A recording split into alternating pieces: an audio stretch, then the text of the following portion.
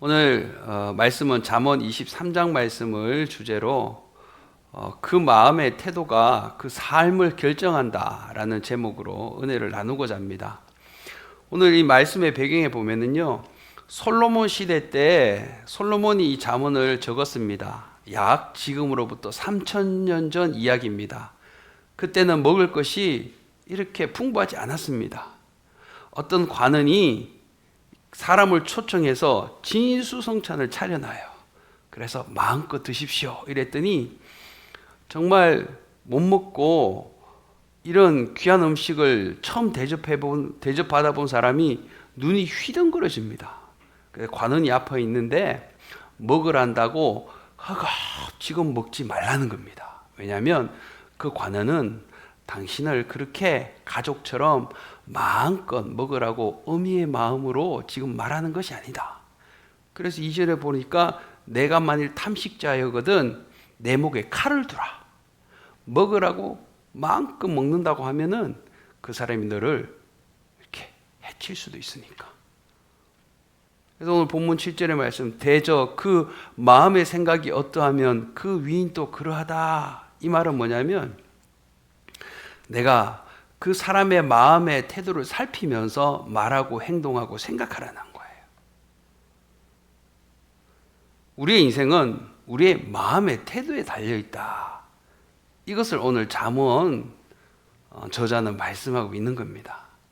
결국 우리의 인생은 우리의 마음을 어떻게 가지는가에 따라서 우리의 인생이 그렇게 전개되어 나간다는 겁니다. 그래서 마음은 그 사람의 마음이 당신의 마음과 함께하지 않을 거니까 그 사람의 마음을 잘 살피며 가라는 겁니다. 미련한 자의 귀에 말하지 말지니 이는 그가 지혜로운 말을 업신여길 것임이니라. 아무리 좋은 말도 아무리 옳은 말도 해주고 싶어도 마음을 딱 닫고 있으면 들어가지가 않습니다. 오늘 예배드리는 여러분, 마음의 문을 그래서 활짝 여시기를 축복합니다. 열어야 들어가는 거예요. 이 예배당에도 문이 열려 있어야 우리가 들어오는 거 아닙니까? 마음에도 문이 있어요. 마음의 문 오늘 활짝 열려서 하나님이 살았고 역사하시는 그 말씀이 여러분과 우리의 마음에 들어가서 이것이 지혜가 되고 이것이 능력이 되는 은혜가 있기를 축복합니다. 인간은 하나님의 모양과 형상대로 창조가 되었습니다. 그래서 하나님을 보려면 궁금하잖아요. 옆에 있는 사람을 보면 하나님을 볼 수 있다는 겁니다. 그 때문에 사람의 참모습은 외모에 있지 않고 이 마음에 있습니다. 그 사람의 마음에 평강이 있어요. 그 사람이 훈훈해요. 그리고 그 사람의 마음이 굉장히 기뻐요. 그런 사람과 함께한 사람은 우리가 옆에 있으면 우리의 마음도 훈훈하고 우리의 마음도 기쁜 겁니다. 즐거운 거예요. 그러나 그 반대되는 감정을 가진 사람이 있으면 우리도 쉽게 영향을 받습니다. 그래서 이 육체는 마음의 껍질일 뿐입니다. 진짜 중요한 것은 마음이죠. 아무리 아름다운 옷을 입었다 할지라도 우리는 하나님 앞에는 벌거벗은 모습일 뿐이라는 사실을 알아야 됩니다. 우리는 하나님 앞에 아무것도 그래서 가릴 수가 없어요. 이러므로 우리의 마음의 태도를 어떻게 갖느냐에 따라서 인생의 성공과 실패가 결정이 됩니다. 마음의 태도에 따라서. 이 마음은요, 감정이나 표정이나 행동으로 이렇게 표현이 돼요. 그런데 그것을 태도라 그럽니다. 마음이 중요하다는 것은 그래서 결국 태도가 중요한 거예요. 어떤 일이 일어날 때 어떤 반응을 보이는 것인가, 이것이 바로 태도입니다. 어떤 일이 일어났어요? 거기에 대해 반응하는 우리의 자세가 태도입니다. 그래서 마음의 태도가 결국은 인생을 좌지우지하는 겁니다. 나는 저 사람의 호의가 있어요. 저 사람이 말하면 늘 좋게 느끼고 저 사람에 대한 감정이 저는 좋아요. 그러면 그 사람 옆에 있으면 이 사람이 나에게 호감을 갖고 있다 알아요. 그런데 저 사람은 내가 마음이 불편해요. 뭔가 마음에 들지 않아요. 그래서 뭔가 틱틱거리고 뭔가 이 깨름직한 마음이 나가요. 그러면 그 사람은 이걸 알아차립니다. 왜냐하면 우리는 사람은 영적인 존재이기 때문에 그래요. 그런데 내 마음이 풀어지고 내 마음에 하나님의 사랑이 들어와요. 그러면 이것들이 변합니다. 그래서 관계가 회복돼요. 그래서 엉켜 있는 것들이 막 실타래가 막 엉켜 있어요. 근데 그런 것들이 풀어집니다.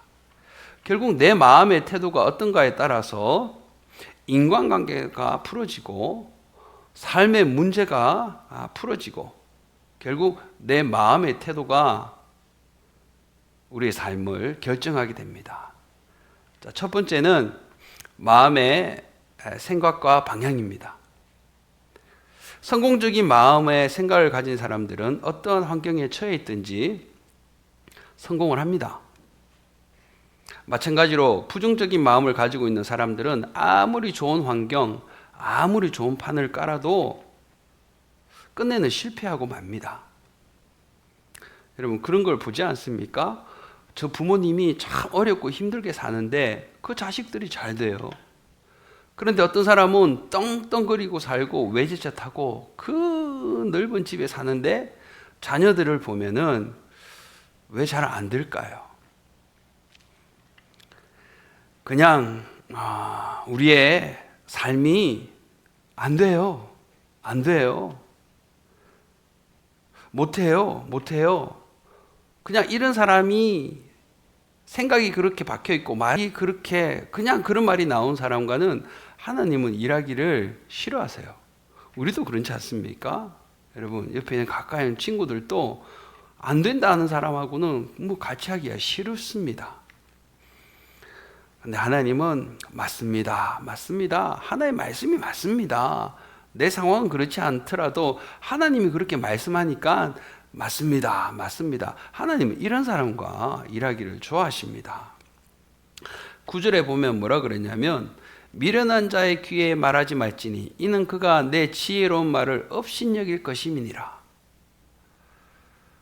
지혜로운 말, 옳은 말을 하려고 해도 그 사람이 귀가 닫혀 있고 마음의 문이 닫혀 있으면 여러분 말하는 사람의 수고가 헛되다는 것입니다. 가만히 보면 하나님은 끊임없이 말씀하시고 또 말씀하시는데 사람은 자기 뜻대로 살아갑니다. 왜요? 영적인 눈과 영적인 귀가 어둡기 때문입니다. 아무리 말씀하셔도 사람은 자기 뜻대로 살아가요. 물론 하나님은 성경을 통해 직접적인 계시로 말씀하시지만 때로는 사람을 통해서 말씀하시기 때문에 우리는 늘 깨어 있어야 합니다. 하나님은 100% 긍정적이신 분입니다. 부정적인 부분이 0%, 100% 하나님은 긍정적이신 분이기 때문에 긍정적인 사람과 일하는 것을 하나님 원하십니다. 그래서 여러분들이 내 마음에 어떤 부정적인 모습이 조금 있더라도 자꾸 긍정적으로 대처하려고 노력하시기를 바랍니다. 그러면 하나님이 도우시는 겁니다. 광야 같은 인생에 이 세상에서 우리가 살아가면서 그리스도 안에서 할 수 있다. 나는 된다. 이런 생각을 하고 내가 할 수 있는 일을 최선을 다하면서 하나님께서 기적을 베풀어 주시기를 원하면서 우리가 기도하면 하나님께서 그 환경에서 기적을 베풀어 주시고 이적을 베풀어 주십니다. 그런데 인간이 해야 할 일들을 하나도 안 하는 거예요. 기도도 안 해요. 말씀도 안 봐요. 순종도 안 해요. 주님 앞에 내려놓고 맡기고 하나님 앞에 우리가 무릎 꿇어야 될 것들이 있습니다. 근데 그런 건 아예 알지도 못해요. 그냥 내 고집대로 내 태어난 성정대로 막 성질을 부리면서 제멋대로 살아갑니다. 그러면서 하나님 왜 안 해주십니까? 하나님 왜 안 되는 겁니까? 불만 불평하면서 막 그런 사람들도 있어요. 하나님의 은혜는 모든 것을 역전시키는 그런 은혜가 있습니다. 우리가 상상하지 못하는 그런 일들이 하나님 안에서는 일어날 수가 있는 거예요. 그래서 우리는 하나님이 말씀하시는 기본 법칙대로 살아가면 되는 겁니다. 주일에도 헌금을 하면 그냥 어쩔 수 없이 하고 그냥 아깝다. 아닙니다. 헌금을 하더라도 단돈 10,000원, 단돈 1,000원을 하더라도 하나님 감사합니다. 감사합니다. 하나님 베풀어 주신 은혜가 정말 고맙습니다. 감사합니다. 교회 가면 그 교회 법칙대로 선교하고 전도하고 헌금하고 섬기면 되는 겁니다. 어쩔 수 없이 내가 헌금하고 어쩔 수 없이 내가 섬기는 것이 그런 마음이 아니에요. 하나님 자원하는 마음으로 하나님을 바라보며 내가 작은 것이라도 하나님이 주시는 사랑으로 섬길 때 하나님은 역전을 일으켜 가시는 것입니다. 안 하자니 찝찝하고 하자니 돈이 아깝고 시간이 아깝고 그런 사람은 하나님의 복을 받을 수가 없습니다.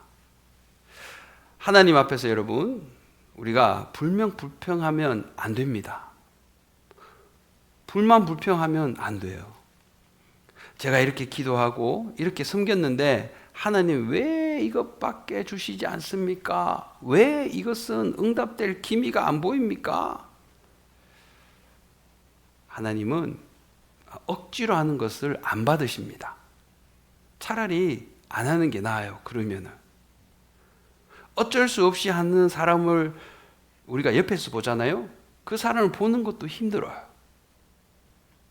청소를 하든 봉사를 하든 설거지를 하든 그 사람이 기쁨으로 하는지 아니면 무엇을 바라고 하는지 하나님을 사랑해서 하는지 우리 하나님은 다 아십니다. 따라서 우리는 거울을 보는 것처럼 하나님이 나를 보고 있다는 것을 우리가 잊지 말아야 돼요. 우리가 기도하는 일이 조금 더디다. 왜 이렇게 아직 기미가 안 보일까? 그럴 수 있습니다. 그러면서 우리가 하나님을 바라보면서 인내하면서 기다려야 됩니다. 히브리서 10장 36절은 이렇게 말씀해요. 너에게 인내가 필요하면 너희가 하나님의 뜻을 행한 후에 약속을 받기 위함이다. 하나님 그렇게 말씀합니다. 약속을 받는 그 시점까지 하나님은 분명히 인내라는 시간을 갖게 하신다는 거예요. 믿음은 기다림의 자양분이기 때문에 그런 겁니다. 믿음과 인내는 이렇게 떨어질래야 떨어질 수가 없습니다. 믿음이 없으면 인내하는 동안 막 발광을 합니다. 믿음이 있는 사람은 그냥 하나님이 해주시겠지 인내합니다. 하나님이 해주시겠지 내 때가 아니라 하나님의 때 해주시겠지 하면서 기다리는 거예요. 잘 기다리는 거예요. 그렇지만 세상은 때로는 우리가 기다리도록 놔두지 않습니다. 세상은 인내하지 못하게 만들어요. 막 급하게 만들고 그리고 하나님의 뜻을 기다리지 못하게 하고 자꾸만 뭔가 하게 만듭니다. 마르다처럼 예수님이 우리 집에 오셨는데 분주합니다. 밥 차리랴 간식 내오랴 부엌에 가서 떨거려. 예수님은 우리 집에 와 계신데 다른 것 때문에 바쁜 거예요. 마르다처럼. 인간적으로 보면 마르다가 도리를 하는 것처럼 보이지만 하나님은 뭐라 그러죠? 마리아가 복이 있다 그랬어요. 사랑하는 여러분, 믿음이 없는 사람, 곧 인내가 없는 사람은 그래서 옆에서 보면 심히 분주합니다. 여유가 없어요. 분주해요. 그러나 믿음이 있는 사람은요, 인내하고 분주하지 않습니다. 세상에 급할 게 없어요. 육체의 본성은 하나님이 하라고 하는 것은 이렇게 순종하지 않으려는 어떤 모습들이 있습니다. 육체의 본성은 막 하나님이 말씀하는 것들을 싫어해요. 그리고 막 핑계를 대요. 사랑하세요. 용서하세요. 세상을 따르지 마세요. 섬기세요. 그러잖아요. 하나님의 말씀은. 근데 우리는 바쁜데요? 싫은데요? 왜 꼭 나만 그래야 돼요? 왜 나만 그 사람을 용서해야 돼요? 막 이렇게 핑계를 댑니다.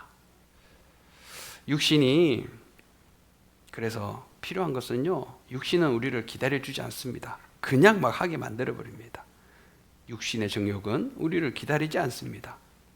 그래서 우리는 하나님이 요만큼이라도 감동을 주시면, 마음을 주시면, 생각을 주시면 기도해서 거기에 순종해야 됩니다.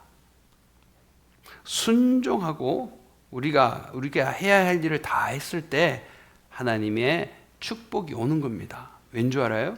이 세상은 하나님이 창조하시고 이 세상은 하나님이 이끌어 가십니다. 제가 어느 가정에 신방을 갔습니다. 따님이 두 분 있고 이분 부부가 그렇게 신방을 요청해서 갔는데 집이 낮인데도 이게 딸들이 있더라고요. 한참 자기 멋을 부리고 한참 막 이렇게 부모님 말을 안 그럴 나이인 것 같은데 목사님 오셨다 인사드리라 그러니까 둘이 나와서 인사를 하는 겁니다. 그래서 가만히 있는데 이 집 상황이 이렇게 보니까 이렇게 넉넉하지가 않은 것 같아요. 그래서 주님이 감동 주시기로 저 딸들에게 용돈을 주면 좋겠다. 그래서 딸을 불러내어서 용돈을 줬습니다. 이 신방원 목사님이 용돈을 주니까 이 두 딸이 목사님한테 용돈은 또 태어나서 처음 받아보는 거예요. 그러니까 신방 오신 목사님이 그 자녀들에게 용돈을 주는 모습도 이 부부가 또 처음 보는 겁니다. 제 돈이지만 이렇게 드렸어요. 그러니까 하나님이 이렇게 감동을 주실 때는 순종을 해야 되는 거예요. 근데 그 작은 것으로 말미암아 이 두 분의 마음이 활짝 열려갖고 그 다음에 이분들이 주님을 뜨겁게 깊이 만나는데 나중에 간증을 들어보니까 그때 목사님이 그러셔서 이러는 건 처음이었다는 거죠. 여러분, 우리가 하나님이 하라고 할 때는 하나님이 은혜를 주시려고 나에게 감동을 주시는구나. 그렇게 생각하시고 하나하나 우리가 성령의 음성에 감동해 갈 때 우리가 순종해 나갈 때 하나님은 역사를 일으키십니다. 여러분이 살아가면서 내 지혜로 발부둥 치고 내 생각으로 어떻게 하려고 하지 마십시오. 하나님의 지혜와 하나님의 지식으로 하나님 내가 하기를 원합니다. 이렇게 하나님께 구하십시오. 그러면 모든 대인관계가 또 모든 일이 하나님의 은혜 안에서 행하게 되는 것입니다. 왜 우리의 마음의 생각이, 마음의 태도가 삶을 결정하는지 두 번째 중요한 것은 악인도 선인도 이 생각에서 만들어지기 때문입니다. 결국 생각에서 악인이 만들어지고 생각에서 선인이 만들어집니다. 마음의 생각이 악으로 가득 차 있으면 악인이 되는 거고 마음의 생각이 선으로 가득 차 있으면 선인이 되는 겁니다. 남을 어떻게 도와줄까? 어떻게 하나님 말씀대로 내가 살아볼까? 어떻게 내가 섬길 수 있을까? 어떻게 내가 참을 수 있을까? 이런 선한 것들을 생각하면 그 사람은 선한 사람이 되는 거예요. 인간의 법이나 수단으로는 사람의 마음을 변화시킬 수는 없습니다. 인간의 법이나 수단으로는 어떻게 변화시키겠습니까? 그러면 사람의 마음을 변화시키기 위해서는 오직 우리를 위해서 죽으셨다가 다시 우리를 위해 부활하신 예수님의 십자가 그 보혈밖에 없습니다. 그 보혈밖에는 사람을 변화시킬 수 있는 다른 능력이 없습니다. 우리가 복음을 받게 되면 하나님의 자녀가 되는 놀라운 은혜를 입잖아요. 더 이상 정죄도 없고 더 이상 심판도 없다는 확신 속에 우리가 살아가기 때문입니다. 그래서 마음이 여유롭고 마음에 뭔가가 들어옵니다. 성령이 들어오는 거죠. 그런 반면에 세상 사람들은 의지할 곳이 없습니다. 급한 일이 어떤 위급한 일이 나면 그냥 두려워하고 염려하고 그러다 보니까 점집에 찾아가서 점을 보고 내 마음 위로받기 위해서 사람을 찾아가고 술을 의지하고 다른 것을 의지하고 여유가 없는 겁니다. 그러나 우리는 누가 있죠? 성령이 들어있는 겁니다. 하나님의 자녀가 되는 거예요. 그러므로 그리스도 예수 안에 있는 자에게는 결코 정죄함이 없나니. 로마서 8장 1절에는 이렇게 말씀하십니다. 무슨 일을 만나든지 결국 승리케 하시는 하나님의 능력을 우리는 체험하며 살아가게 되어 있습니다. 그리스도 예수 안에 있는 자에게는 그래서 결코 정죄함이 없는 겁니다. 마귀가, 귀신이 나를 어떻게 할까? 아니죠. 성령이 내 안에 있으면 성령께 우리가 물어보고 성령의 능력을 되짚어서 주님이 도우시면 나는 할 수 있다. 이런 정죄, 예수의 피로 떠나가라. 이렇게 우리가 담대하게 외치면서 대적하면서 갈 수 있는 겁니다.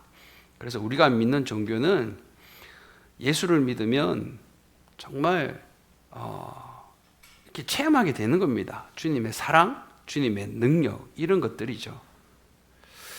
우리가 예수를 믿으면 예수님의 말씀처럼 살다가 예수님 앞에 가는 것이 저는 인생이라고 생각합니다.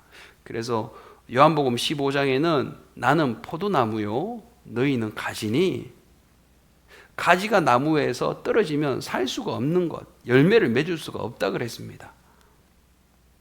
예수님도 사람들이 이 예수가 미쳤다 그랬어요. 사도 바울도 복음화음 전하고 다닐 때 바울이 미쳤다는 소리를 듣습니다. 여러분, 가지가 나무에 붙어 있는 것은, 그래서 열매를 맺는 원리는 가만히 묵상해 보니까 예수님처럼 바울처럼 미치지 않으면 되는 게 아닙니다. 저도 한 여인에 미쳐서 결혼했어요. 미치지 않으면 결혼 못합니다, 여러분. 미쳐야 연애하고 미쳐야 결혼합니다. 저는 가만 누워 있는데 미국 미쳐서 미국 갔습니다. 집에서 도와줄 여력이 못 됐어요. 근데 이 마음이 미치는 거예요. 미쳐야 우리가 그것을 해냅니다. 누가 예수의 말씀대로, 성경의 말씀대로 살아갈 수 있습니까? 여러분, 예수에 미치지 않으면요, 이게 안 되는 겁니다. 세상에 미치면 사람이 비정상이 돼요. 그러나 예수에 미치면 모든 것이 정상이 됩니다. 아멘. 제가 여러분 물어볼게요. 여러분 주위에 예수에 미친 사람이 있습니까? 예수에 미쳐야 돼요. 제가 한국 와서 그런 사람을 한 분 발견했습니다. 예수에 미쳐 있는 사람. 그분이, 저런 분을 내가 멘토로 삼아야 되겠다. 정말 예수에 미쳐야 늘 예수의 말이 나오고 예수의 생각을 하고 예수의 행동을 합니다. 여러분, 세상에 미쳐 있다면 이 시간 돌이키시고 우리가 예수에 미쳐야 예수의 말씀대로 살아갈 수 있습니다. 예외 없이 다 예수에 미쳐 사는 여러분과 제가 되기를 축복합니다. 마음의 태도가 나의 삶을 그래서 결정하는 겁니다. 조금씩 나무의 나이테가 늘어가듯이 우리의 삶은 우리의 마음가짐대로 만들어져 가는 것입니다. 고린도후서 6장 10절에서 말씀합니다. 근심하는 자 같으나 항상 기뻐하고, 가난한 자 같으나 많은 사람을 부유하게 하고, 아무것도 없는 자 같으나 모든 것을 가진 자로다. 인생을 살면서 우리가 근심할 일이 왜 없겠습니까? 심령이 가난하게 될 일이 왜 없겠습니까? 물질이 가난하게 될 일이 왜 없겠습니까? 어려움에 처할 일이 있죠. 그렇지만 결국에는 승리하게 하실 주님을 바라볼 때 우리는 그 마음의 생각대로 하나님이 이루어 가시는 것입니다. 그래서 인생은 생각의 씨앗을 심고 그 열매를 먹고 사는 것이다 라고 할 수 있어요. 그래서 생각은 운명의 씨앗입니다. 이만큼 생각이 중요한 거예요. 마음을 바꾸는 것이 인생을 바꾸는 겁니다. 오늘 내 마음을 바꾸는 역사가 있기를 예수 이름으로 축복합니다. 영생의 생각, 형통한 생각, 축복의 생각, 회복의 생각, 그 생각대로 축복을 받을 것을 기대하시기를 바랍니다. 우리가 하나님의 자녀라는 확신을 가지게 되면 자신이 하나님의 걸작품이라는 것을 알게 됩니다. 하나님이 이 세상에 어떤 것보다 사람을 신묘막측하게 지었습니다. 그러면 이것을 알게 되면 열등의식에서 우리가 자유케 됩니다. 자, 여러분 따라해 보십시다. 나는 하나님의 걸작품이다. 걸작품이 뭔지 알아요? masterpiece. 하나님이 만든 예술품이라는 거예요. 성령이 함께 하시고 지혜를 주시고 능력을 주시면서 모든 것을 할 수 있는 사람이 되는 것입니다. 그것이 바로 하나님의 걸작품이에요. 무엇을 생각하냐에 따라서 우리의 삶이 변합니다. 오늘 이 말씀대로 우리 생각이 변하는 놀라운 은혜가 있기를 축복합니다. 마지막 세 번째는 행복과 불행도 결국에는 생각에서 만들어집니다. 뭐라고요? 행복과 불행도 생각에서 만들어집니다. 사람의 행복이 부귀나 영화, 권력에 있지 않아요. 사람은 하나님의 모양과 형상대로 지음을 받았기 때문에 하나님을 발견하지 않으면 결코 그 인생이 행복하지 못합니다. 이 때문에 예수님을 구주로 모시면 우리의 마음에 행복이 넘쳐나기 때문에 어떤 환경에 처하든지 우리가 행복한 삶을 살 수 있는 것입니다. 우리가 이 세상에서 살아가고 또 이 세상은 물질이 없어 살아갈 수 없지만 여러분 돈을 우선시해서는 안 돼요. 이 세상은 다 돈으로 돌아갑니다. 하나님은 질서를 좋아하세요. 근데 겸손한 사람이 질서를 지킵니다. 겸손하지 않는 사람은 질서를 안 지킵니다. 말없이 흐르는 물을 보고 우리는 겸손을 배울 수가 있어요. 물은 높은 데서 낮은 데로 항상 이 법칙대로 원리대로 겸손하게 흘러갑니다. 여러분 매사에 하나님이 그래서 역사하시도록 우리는 하나님께 기도하면서 가야 돼요. 하나님께서 역사하시면 하자가 없어요. 실수가 없어요. 일단 내 생각, 나의 습관이 먼저 나가면 거기부터 이제 문제가 되는 거죠. 성령의 역사 없이 내 판단대로 하면 처음에는 잘 되는 것처럼 보이지만 결국에는 안 됩니다. 특별히 이 물질은 사단의 역사가 크기 때문에 꼭 성령의 음성을 따라 하나님의 뜻을 쫓아가시기를 예수 이름으로 축복합니다. 우리가 알거니와 하나님을 사랑하는 자, 곧 그 뜻대로 부르심을 입은 자들에게는 모든 것이 합력하여 선을 이루느니라. 로마서 8장 28절에서 이렇게 말씀하세요. 우리가 이 사실을 분명히 알고 있으면 고난이 다가오고 환난이 다가오고 이해할 수 없는 일이 다가와도 세상 사람처럼 불행하다고 생각하지 않고 원망 불평하지 않고 오히려 하나님께 감사의 제사로 우리가 행복한 삶을 살 수 있는 것입니다. 본문 잠언 23장 18절에 보면 정령이 내 장래가 있겠고 내 소망이 끊어지지 아니하리라 이렇게 말씀합니다. 사람이 현실이 어렵고 힘들어도 그것을 이겨나가는 원동력은 소망입니다. 하나님은 이 소망이 끊어지지 않도록 하나님께서 우리가 믿을 때 역사하실 것입니다. 우리가 얼마나 하나님께 부르짖고 있습니까? 얼마나 하나님을 우리가 기다립니까? 우리는 하나님을 기다려야 됩니다. 그래야 하나님의 그 손길을 볼 수 있는 것입니다. 우리가 늘 자신을 바라보면서 아유, 내가 뭘 할 수 있을까? 아유, 내가 내 모습이 이런데 여러분, 우리는 스스로 그렇게 스스로를 바라보지 말아야 됩니다.